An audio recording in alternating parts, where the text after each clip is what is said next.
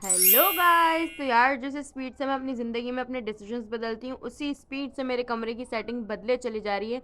तो पहले हमारी रूम की सेटिंग थी कुछ इस तरह, लेकिन अब चूंकि सर्दियाँ आने वाली हैं तो हमने सोचा कि यार रूम की सेटिंग चेंज कर लेनी चाहिए कि हमें लगाना था यहाँ पर अपना बेड। देखो ताकत तो हमारे अंदर वैसी भी नहीं है, तो इसलिए कमर का जो हमारा हाल होता था ना रात में जो अकड़ जाती थी, तो इस वजह से अम्मी ने बोला चलो यार यहाँ पर हम बेड लगा लेते हैं।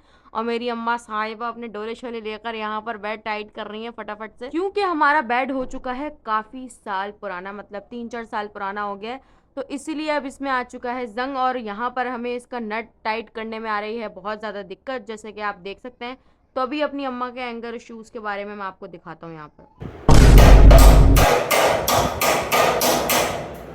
ये देखकर आइडिया तो हो गया होगा आपको कि मेरा गुस्सा किस पर गया है। जी हाँ, आप लोग बिल्कुल सही हैं। तो यार हमने जो पहले सेटिंग करी थी उसमें कमरा बहुत ज्यादा मतलब ना घुटा घुटा सा हो गया था, मतलब चलने की भी जगह नहीं बची थी।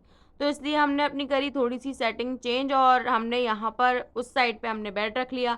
यहाँ पर बेचारी जो मेरी आधी अधमरी स्टडी टेबल है वो हमने रख ली, और अब इसका सोफा भी नहीं बचा है, तो अब हम बेड पे बैठ के पढ़ा करेंगे। और फटाफट से हमने करी फिर घर की सफाई। और हाँ, एक और चीज़ है, ये कालीन भी हमने इस कमरे में ऐड कर लिया। पहले हमने बिछाया था, फिर हमने दोबारा उठा दिया था, फिर हमने दोबारा बिछा लिया। बस इसी तरह जिंदगी के फैसले बदलते रहते हैं। और फिर उसके बाद मैंने सोचा यार चलो आज इतना सारा काम हो ही रहा है तो जो बचे हुए कपड़े हैं वो भी धो लिए जाएं।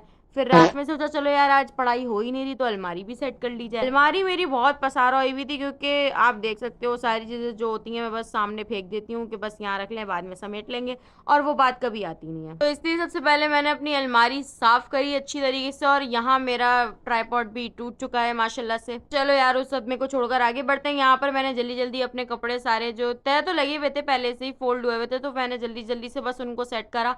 और यहाँ पर नीचे लैपटॉप वैपटॉप पढ़ने का जो सामान सारा मैं ऐसे ही रख देती हूँ, तो फटाफट सारे कपड़े एक जगह करे एक कबर्ड में। वाला कबर्ड तो बिल्कुल सेट था, क्योंकि यहाँ मेरी जीन्स वगैरह और शादी कपड़े हैं जो साल में एक दफा ही निकलते हैं। इसके साथ ही second portion normal daily wear का है, और इसके बाद मैं तीसरा पोर्शन कुछ अच्छा सा बनाने की कोशिश कर रही थी यहाँ पर। और हाँ, ये एक और चीज मैं आपको दिखाती हूँ। ये मेरा वॉलेट है कम से कम 3-4 साल पुराना, मेरी अम्मा और मेरी तस्वीर भी लगी हुई है इस पे बड़ी प्यारी सी।